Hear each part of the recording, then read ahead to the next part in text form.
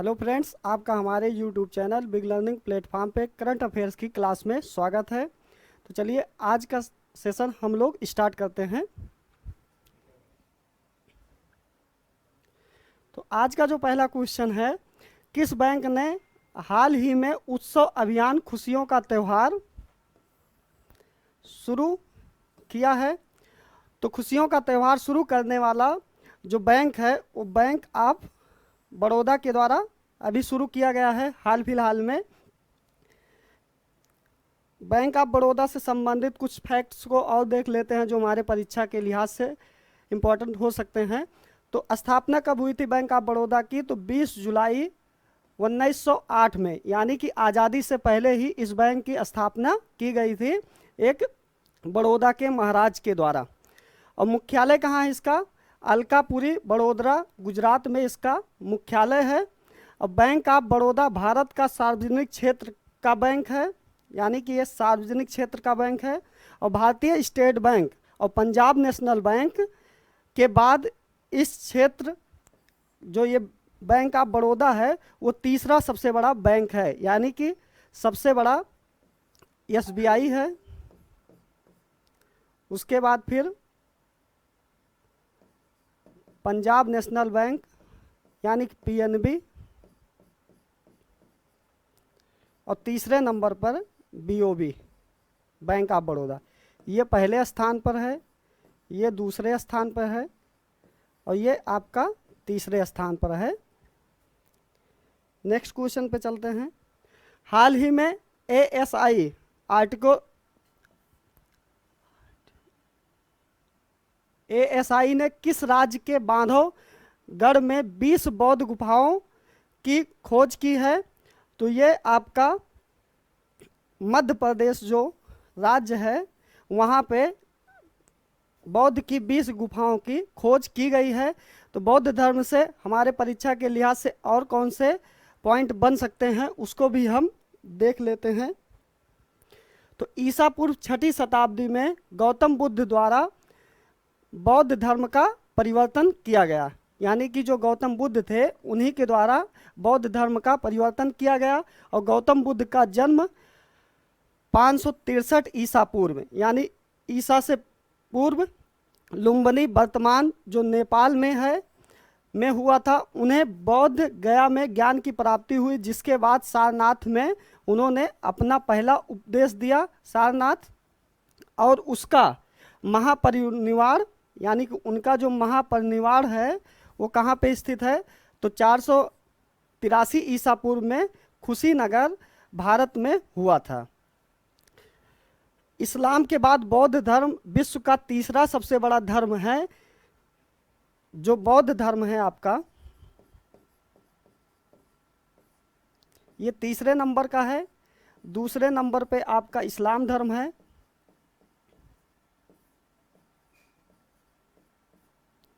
और तीसरे नंबर पे दूसरे नंबर पे इस्लाम धर्म और पहले नंबर पर हिंदू धर्म है, यानी कि सबसे ज़्यादा संख्या हिंदू धर्म की, उसके बाद इस्लाम धर्म और तीसरे नंबर पे आपका बौद्ध धर्म है। तो यह तीसरा सबसे बड़ा विश्व का तीसरा सबसे बड़ा धर्म है। हीनयान, थेरवाद, महायान और वज्रयान बौद्ध धर्म के प्रमुख संप्रदाय हैं। बौद्ध धर्म में 4 प्रमुख संगीतियाँ हुई थी 4 अलग अलग समय पर। ये बौद्ध संगीतियाँ आपकी परीक्षा में विभिन्न परीक्षाओं में ये पूछी जाती हैं, तो इसको भी हम देख लेते हैं। जो प्रथम बौद्ध संगीति हुई थी वो 483 ईसा पूर्व राजगृह यानी कि बिहार में, और किसके शासनकाल में हुई थी? अजातशत्रु के। और उसका अध्यक्ष कौन था? तो महाकश्यप उसके अध्यक्ष थे। उसके बाद द्वितीय बौद्ध संगीति जो हुई थी वो 383 ईसा पूर्व वैशाली और कालाशोक वैशाली में हुई थी, और कालाशोक इसके शासनकाल में हुई थी, और सबाकामी जो है इसके अध्यक्ष थे। उसके बाद तृतीय बौद्ध संगीति जो हुई ये 255 ईसा पूर्व पाटलिपुत्र और अशोक के समय हुई थी, और मोगालिपुत्र जो तिस्स थे उनके समय पर ये चीज़ हुई थी, वो इसके अध्यक्ष थे। चतुर्थ जो बौद्ध संगीति है वो ईसा की प्रथम शताब्दी और कुंडलवन और कनिष्क के समय पे हुई थी। वसुमित्र या अश्वघोष इसके क्या थे, अध्यक्ष बनाए गए थे। ये जो 3 स्थान हैं ये आपके बिहार राज्य में हैं और कुंडलवन जो है ये आपके कश्मीर राज्य में अवस्थित है। तो ये प्रमुख फैक्ट जो बौद्ध धर्म से बन सकते थे उसको भी हमने आपके साथ डिस्कस कर दिया। अब नेक्स्ट क्वेश्चन पे हम लोग चलते हैं। तो प्रतिवर्ष हृदय दिवस यानी कि हार्ट दिवस कब मनाया जाता है?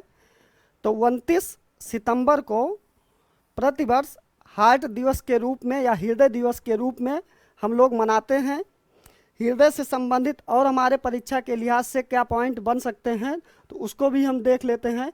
तो जो इसकी थीम बनाई गई है 2022 के लिए वो है use heart for every heart, ये इसकी थीम है। तो विश्व हृदय दिवस 2022 की theme use heart for every heart, ये इसकी थीम है। इस दिवस को मनाने का जो मुख्य उद्देश्य है या ऑब्जेक्टिव है वो हृदय रोग, इसकी रोकथाम और दुनिया भर के लोगों पर इसके प्रभाव के बारे में जागरूकता को बढ़ाना इसका उद्देश्य है। यह सर्वप्रथम वर्ष 2000 में वर्ल्ड हार्ट फेडरेशन द्वारा विश्व स्वास्थ्य संगठन के सहयोग से मनाया गया था। पहला जो है ये 2000 में मनाया गया था। उसके बाद और जो प्रमुख दिवस हैं हमारे परीक्षा के लिहाज से उसको भी हम देख लेते हैं। तो 2 सितंबर को विश्व नारियल दिवस, 3 सितंबर को नेशनल स्काई स्कैपर्स डे अंतर्राष्ट्रीय गिद्ध जागरूकता दिवस और 5 सितंबर को अंतर्राष्ट्रीय चैरिटी दिवस और 7 सितंबर को ब्राज़ील स्वतंत्रता दिवस, नीले आसमान के नीचे अंतर्राष्ट्रीय स्वच्छ वायु दिवस भी मनाया गया 7 सितंबर को और 8 सितंबर को विश्व भौतिक चिकित्सा दिवस और विश्व फिजियोथेरेपी दिवस और अंतर्राष्ट्रीय साक्षरता दिवस 8 तारीख को। इतने सारे दिवस सेलिब्रेट किए गए थे। उसके बाद 9 सितंबर को हिमालय दिवस और उसके बाद विश्व ईबी दिवस मनाया गया और 10 सितंबर को विश्व आत्महत्या रोकथाम दिवस और विश्व प्राथमिक चिकित्सा दिवस कितने तारीख को, 10 तारीख को मनाया गया। और 11 तारीख को पैट्रियट डे और विनोबा भावे जयंती राष्ट्रीय वन शहीद दिवस मनाया गया और 14 सितंबर को आप हिंदी दिवस के रूप में मनाते हैं इसको और 15 सितंबर को अंतर्राष्ट्रीय लोकतंत्र दिवस, अभियंता दिवस यानी इंजीनियरिंग डे और उसके बाद विश्व लिम्फोमा जागरूकता दिवस और 15 सितंबर को ये सेलिब्रेट किए और 16 को विश्व ओजोन दिवस के रूप में इसको मनाते हैं। 17 को विश्व रोगी सुरक्षा दिवस, अंतर्राष्ट्रीय लाल पांडा दिवस। उसके बाद 18 सितंबर को विश्व बांस दिवस, अंतर्राष्ट्रीय सामान्य वेतन दिवस और 21 सितंबर को अंतर्राष्ट्रीय शांति दिवस के रूप में और 22 सितंबर विश्व रायने दिवस और 25 सितंबर को विश्व अंत्योदय दिवस मनाया गया है पंडित दीनदयाल उपाध्याय जी के उपलक्ष्य में। उसके बाद 27 सितंबर को विश्व पर्यटन दिवस के रूप में इसको मनाया गया है। ये प्रमुख दिवस जो आपके परीक्षा के लिहाज से सितंबर माह में हो सकते थे तो उसको भी हमने एक सरसरी निगाह में इसको देख लिया, ये भी आपकी परीक्षा के लिहाज से महत्वपूर्ण है। तो चलिए नेक्स्ट क्वेश्चन पे चलते हैं। हाल ही में किस देश के जुरोंग जो रोवर है को मंगल ग्रह पर अरबों साल पहले आई बाढ़ के सबूत मिले हैं? तो ये जो मिशन भेजा गया था जुरोंग रोवर का, ये चीन देश के द्वारा भेजा गया था जो आपके भारत का पड़ोसी देश है। इससे संबंधित और हमारे परीक्षा के लिहाज से जो मंगल ग्रह पे मिशन भेजे गए हैं या भेजे जाएंगे तो उसको भी हम देख लेते हैं। तो मंगल ग्रह पर भारत के द्वारा मंगलयान फर्स्ट को भेजा गया है, 2013 में ही भेजा गया था और पहली बार में सफलता मिली थी भारत को। मंगलयान 2 जो है ये कब भेजा जाएगा? तो भारत साल 2024 में मंगलयान 2 भेजेगा। इसमें एक आर्बिटर होगा और साथ में संभवतः एक लैंडर भी हो सकता है। अभी ये 2024 का प्रोजेक्ट है जो आपको ध्यान में रखना चाहिए। ये इसका एक फिगर है। नेक्स्ट क्वेश्चन पे चलते हैं। तो देश का पहला कोचिंग हब कहाँ विकसित किया जा रहा है? तो ये आपके जयपुर में विकसित किया जा रहा है, जो राजस्थान में है। और जयपुर को ही हम पिंक सिटी के नाम से भी जानते हैं। तो यहीं पे कोचिंग हब बनाया जा रहा है। सितंबर 2022 को किसे वर्ष 2021 के लिए राष्ट्रीय लता मंगेशकर सम्मान प्रदान किया गया है? तो अभी 2021 के लिए जो कुमार सानू हैं उनको 2021 के लिए ये सम्मान दिया जा रहा है। कौन सा सम्मान? राष्ट्रीय लता मंगेशकर सम्मान 2021 के लिए कुमार सानू को और 2019 के लिए शैलेंद्र सिंह को, उसके बाद आनंद मिलिंद को 2020 के लिए। तो 2019 के लिए शैलेंद्र सिंह को, आनंद मिलिंद को 2020 में दिया गया था और कुमार सानू को 2021 के लिए ये अवार्ड यानी कि राष्ट्रीय लता मंगेशकर सम्मान प्रदान किया जाएगा। 6 सितंबर 2022 को किसे भारत का महान्यायवादी यानी कि अटॉर्नी जनरल, जिसका उल्लेख आर्टिकल 76 में किया गया है और राष्ट्रपति की सलाह पर इनकी नियुक्ति होती है, तो अभी जो बनाए गए हैं वो हैं आपके आर वेंकट रमनी जी को बनाया गया है। इनका जो कार्यकाल है वो 1 अक्टूबर 2022 से चलेगा। इससे पहले ये प्रस्ताव जो दिया गया था मुकुल रोहतगी जी को दिया गया था, लेकिन वो किसी विशेष कारणवश ये प्रस्ताव भारत सरकार का वो अस्वीकार कर देते हैं। उसके बाद जो भारत सरकार के द्वारा नया नाम घोषित किया गया वो आर वेंकट रमनी जी को बनाने का फैसला किया गया। और अभी जो वर्तमान में हैं वो के वेणुगोपाल जी थे, जिनका कार्यकाल 1 अक्टूबर 2022 को समाप्त हो जाएगा। यानी कि 1 अक्टूबर 2022 तक यानी अभी तक कौन थे? के वेणुगोपाल जी थे। उसके बाद जो 1 अक्टूबर 2022 से जिनका कार्यकाल शुरू होगा वो आर वेंकट रमनी जी होंगे। और मुकुल रोहतगी जी को ये पहले बनाने जाने का प्रस्ताव दिया गया था, लेकिन किसी विशेष कारण से ये प्रस्ताव इन्होंने इसको अस्वीकार कर दिया। तो अभी जो नियुक्त किए गए हैं वो कौन है? आर वेंकट रमनी जी नए अटॉर्नी जनरल बनेंगे भारत के। इससे संबंधित और हमारे परीक्षा में कौन से पॉइंट बन सकते हैं तो उसको भी हम देखने का प्रयास करते हैं। तो सुप्रीम कोर्ट के वरिष्ठ वकील आर वेंकट रमनी को भारत का नया महान्यायवादी यानी कि अटॉर्नी जनरल नियुक्त किया गया है। वह 1 अक्टूबर 2022 को कार्यभार संभालेंगे। वेंकट रमनी इस पद पर नियुक्त 3 साल के लिए, यानी कि इनकी नियुक्ति कितने साल के लिए? 3 साल के लिए की गई है। बता दें कि वर्तमान अटॉर्नी जनरल के जैसे कि हमने आपको बताया पहले के वेणुगोपाल जो 91 साल के हैं, उनका कार्यकाल 30 सितंबर को समाप्त हो जाएगा। श्री वेंकट रमन जो है भारत के 15वें कौन से नंबर के होंगे? तो ये 15वें नंबर के अटॉर्नी जनरल बनेंगे। तो भारत का न्यायवादी जो एजी है अटॉर्नी जनरल यानी कि संघ की कार्यकारिणी का एक अंग होता है। एजी देश का सर्वोच्च कानून अधिकारी भी होता है। संविधान के अनुच्छेद 76 में भारत के महान्यायवादी के पद का प्रावधान किया गया है। महान्यायवादी की नियुक्ति राष्ट्रपति द्वारा सरकार की सलाह पर की जाती है। उसके बाद फिर वह एक ऐसा व्यक्ति होना चाहिए, यानी कि यहाँ पर उसकी योग्यता की बात की जा रही है। नियुक्ति राष्ट्रपति के द्वारा, तो वह एक ऐसा व्यक्ति होना चाहिए जो सर्वोच्च न्यायालय का न्यायाधीश नियुक्त होने के योग्य हो। किसका? ये पॉइंट आपको याद रखना चाहिए।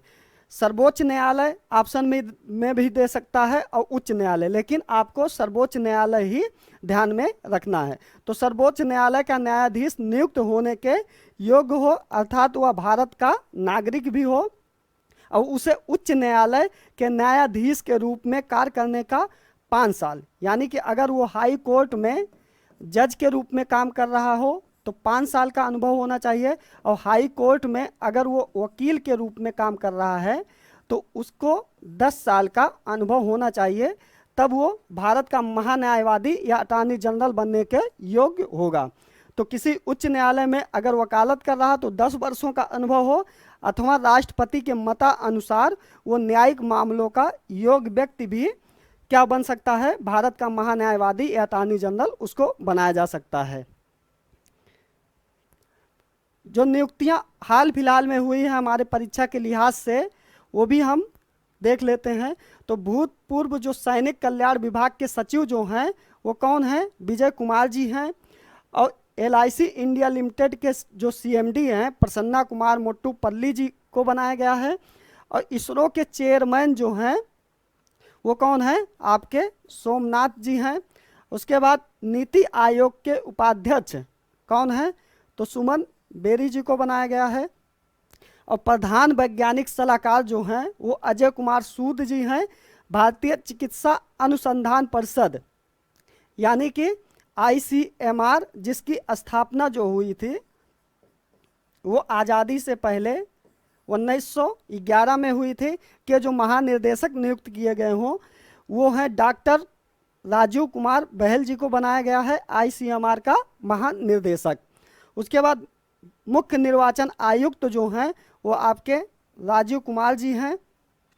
और केंद्रीय सतर्कता आयोग जो है के जो अध्यक्ष हैं वो किसे, सुरेश पटेल जी को बनाया गया है। ये अन्य महत्वपूर्ण नियुक्तियां हैं जो हमारे परीक्षा के लिहाज से महत्वपूर्ण हो सकती हैं, तो उसको भी हमने आपके साथ डिस्कस कर दिया। 28 से 29 सितंबर 2022 तक विश्व हरित अर्थव्यवस्था शिखर सम्मेलन यानी कि WGES का आयोजन कहाँ पर किया गया है, तो ये आपके दुबई शहर में किया गया है। इससे संबंधित और हमारे परीक्षा के लिहाज से क्या महत्वपूर्ण पॉइंट हो सकते हैं तो उसको भी हम देखने का प्रयास करते हैं। तो 28 से 29 सितंबर 2022 तक विश्व हरित अर्थव्यवस्था शिखर सम्मेलन यानी कि वर्ल्ड ग्रीन इकोनॉमिक समिट जिसे WGES का कहते हैं का आयोजन किया गया है। यह इस सम्मेलन का 8वां संस्करण है, यानी कि इससे पहले 7 संस्करण हो चुके हैं, ये 8वां है। यह आयोजन दुबई के वर्ल्ड ट्रेड सेंटर में किया गया है। यह दुबई के इलेक्ट्रिसिटी एंड वाटर अथॉरिटी यानी कि DEWA और वर्ल्ड ग्रीन इकोनॉमी ऑर्गेनाइजेशन यानी कि WGEO और Dubai supreme court council of energy द्वारा आयोजित किया गया है। यानी कि इन तीनों संस्थाओं के माध्यम से क्या किया गया है, विश्व हरित अर्थव्यवस्था शिखर सम्मेलन किया गया है, इन तीनों संस्थाओं के माध्यम से। यह हरित अर्थव्यवस्था के 4 प्रमुख स्तंभों पर केंद्रित है। पहला स्तंभ क्या है, ऊर्जा है, वित्त है, खाद्य है, खाद्य सुरक्षा, और चौथा जो है वो आपका युवा है। यानी कि ये 4 स्तंभों पर यह शिखर सम्मेलन आयोजित किया गया था। पहला ऊर्जा, दूसरा वित्त, तीसरा जो है खाद्य सुरक्षा और चौथा आपके युवा के ऊपर। यह सम्मेलन climate action leadership through collaboration the road map to net zero विषय पर आधारित है। उसके बाद हरित अर्थव्यवस्था को प्रदर्शित करने वाला एक मंत्र स्तरीय गोलमेज सम्मेलन भी आयोजित किया गया है, जिसमें दुनिया भर के 25 मंत्रियों और अधिकारियों ने इसमें भाग लिया है। तो ये आपके परीक्षा के लिहाज से जो विश्व हरित अर्थव्यवस्था शिखर सम्मेलन के उपलक्ष्य में और पॉइंट बन सकते थे उसको भी हमने आपके साथ डिस्कस कर दिया। चलिए अब नेक्स्ट क्वेश्चन पे चलते हैं। तो 28 सितंबर 2022 को जयंती पटनायक का निधन हो गया। वो क्या थी? तो ये एक राजनेता थी जो आपके उड़ीसा राज्य से संबंधित हैं। तो इनके बारे में और हमारे परीक्षा के लिहाज से क्या पॉइंट बन सकते हैं, तो उसको भी हम देख लेते हैं। तो स्वर्गीय जयंती जो पटनायक हैं, एक कुशल राजनेता के साथ ही साहित्यकार, उसके बाद अनुवादक और सुंदर वक्ता भी थे। ना ये सिर्फ राजनेता थी, राजनेता के रूप में ये मशहूर थी, और साहित्यकार भी थी, अनुवादक भी थी, और सुंदर वक्ता भी, यानी अच्छी स्पीच भी ये दे लेती थी। उसके बाद फिर उड़ीसा की राजनीतिक में नंदिनी शतपथी के बाद जयंती पटनायक दूसरी सर्वाधिक प्रभावशाली महिला नेता के तौर पर खुद को प्रतिष्ठित किया था। यानी कि जो पहली महिला थी नंदिनी शतपथी जी जो थी, उसके बाद जयंती पटनायक जो हैं, ये उड़ीसा राज्य की दूसरी सबसे अधिक प्रतिष्ठित महिला थी ये। उसके बाद स्वर्गीय जयंती पटनायक का जन्म जो है वो 7 अप्रैल 1932 में गाजाम जिले के आंशिका में हुआ था, जो कहाँ पे आपके उड़ीसा राज्य में पड़ता है। कुछ प्रमुख निधन जो अभी हाल फिलहाल में आपके परीक्षा के दृष्टिकोण से महत्वपूर्ण हो सकते हैं, तो उसको भी हम देखने का प्रयास करते हैं। तो राजीव श्रीवास्तव जिनका जन्म कानपुर यूपी में हुआ था, ये क्या थे? एक हास्य कलाकार थे जिनकी सितंबर 2022 में, अभी इसी महीने में, यानी पिछले महीने में इनका निधन हो गया है। और भजन सोपारी जन्म इनका कब हुआ था? 1948 में कश्मीर घाटी में सोपार स्थान पे, और जून 2022 को ये क्या थे? एक संतूर वादक पद्मश्री पुरस्कार से सम्मानित भजन सोपारी का 73 वर्ष की आयु में निधन हो गया था। तो ये क्या थे? एक संतूर वादक थे। उसके बाद फिर अन्य जो निधन हुए हैं, तो एंड्रू साइमंड्स जो थे, एक क्रिकेटर थे ऑस्ट्रेलिया के, इनका जन्म ऑस्ट्रेलिया में हुआ, और मई 2022 में इनकी भी एक कार एक्सीडेंट में इनकी मृत्यु हो गई थी। और शेन वार्न जो क्रिकेटर हैं, कहाँ के? ये भी ऑस्ट्रेलिया के थे, तो इनका भी मार्च 2022 में हार्ट अटैक की वजह से इनकी भी मृत्यु हो चुकी है। तो पंडित मुन्ना शुक्ला जो कथक नृत्यक थे, एक कहाँ के? लखनऊ घराने के से संबंधित थे, जनवरी 2022 में इनका भी निधन हुआ। और सरस्वती सम्मान इनको 2011 में इस सम्मान से इनको नवाजा गया था। नेक्स्ट क्वेश्चन, सितंबर 2022 को प्रधानमंत्री नरेंद्र मोदी कहां पर दुनिया के पहले सीएनजी टर्मिनल का शिलान्यास किया है? तो ये आपके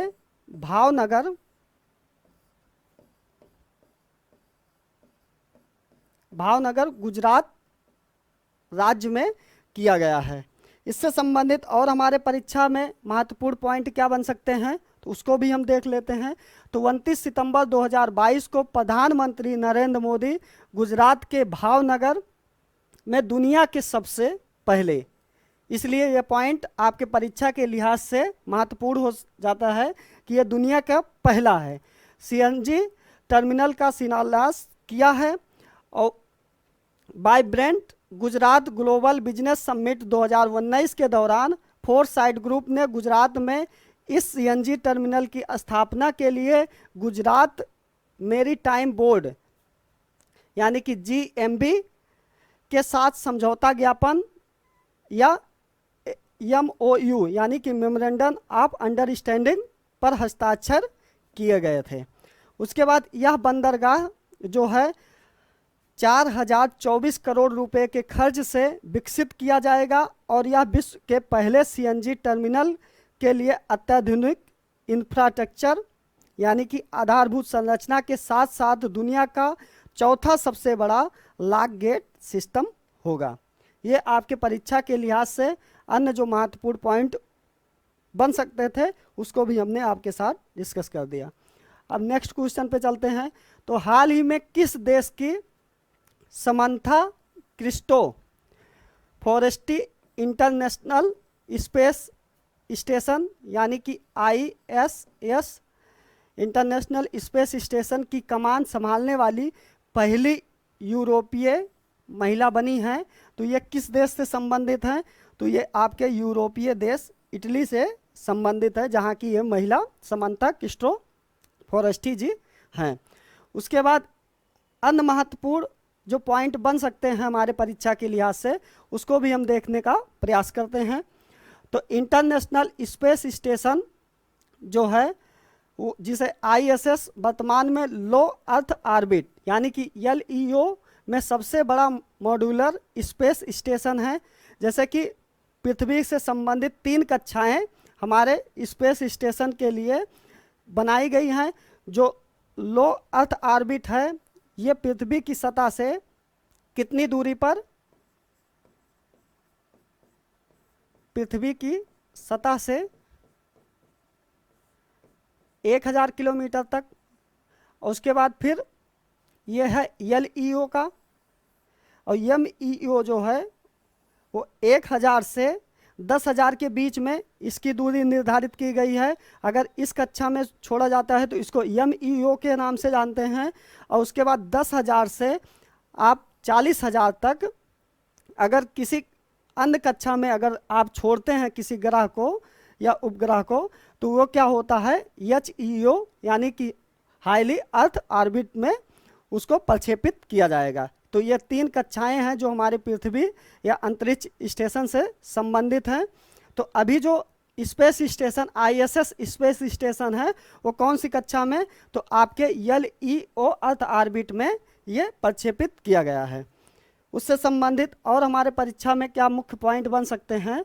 तो इसमें संयुक्त रूप से नासा, रोस्कोमोस जो रूस का है, ESA यानी कि यूरोप के द्वारा, और CSA यानी कि कनाडा स्पेस एजेंसी जो है, और JAXA यानी कि जापान की जो अंतरिक्ष एजेंसी है, उसमें इन्हीं देशों के द्वारा जो बनाया गया है, क्या बनाया गया है? ISS यानी कि इंटरनेशनल स्पेस स्टेशन जो बनाया गया है इन्हीं देशों के द्वारा, या जो इनकी एजेंसियां हैं उन्हीं के माध्यम से वह स्टेशन बनाया गया है, अंतर्राष्ट्रीय स्पेस स्टेशन। और इसकी स्थापना कब हुई थी? तो 20 नवंबर 1998 में इसकी स्थापना की गई थी। किसके? ISS की। उसके बाद इंटरनेशनल स्पेस स्टेशन का पहला मॉड्यूल जायरा रूस द्वारा लॉन्च किया गया था। ISS में अंतरिक्ष यात्रियों के लिए रहने की पूरी सुविधाएं यहां पर की गई हैं। नेक्स्ट क्वेश्चन, 30 सितंबर से 2 अक्टूबर 2022 तक पर्यटन पर्व महोत्सव का आयोजन कहां पर किया गया है? तो ये आपके मुंबई शहर यानी कि महाराष्ट्र में, महाराष्ट्र राज्य के मुंबई शहर में किया गया है। तो इनसे संबंधित और हमारे परीक्षा के लिहाज से जो महत्वपूर्ण पॉइंट बन सकते हैं उसको भी हम देख लेते हैं। तो पर्यटन मंत्रालय यानी कि जो पर्यटन मंत्रालय है, टूरिज्म मिनिस्ट्री जो है, 30 सितंबर से लेकर 2 अक्टूबर 2022 के दौरान मुंबई के छत्रपति शिवाजी महाराज वास्तु संग्रहालय में पर्यटन पर्व 2022 पर्यटन महोत्सव का आयोजन कर रहा है। कौन कर रहा है? आपका टूरिज्म मिनिस्ट्री के द्वारा किया जा रहा है। और महाराष्ट्र के मुख्यमंत्री जो अभी वर्तमान में एकनाथ शिंदे मुख्य अतिथि होंगे इस महोत्सव के, और पर्यटन पर्व का उद्घाटन करेंगे। और केंद्रीय संस्कृति और पर्यटन और उत्तर पूर्व क्षेत्र के विकास मंत्री श्री जो जी किशन रेड्डी जी हैं, इस कार्यक्रम का अध्यक्षता उनके द्वारा की जाएगी। तो आज की करंट अफेयर्स की क्लास हमारी यहीं पे समाप्त होती है। आपको हमारा यह वीडियो कैसा लगा कमेंट बॉक्स में अपनी प्रतिक्रिया जरूर दें। आपको हमारा यह वीडियो देखने के लिए बहुत बहुत धन्यवाद।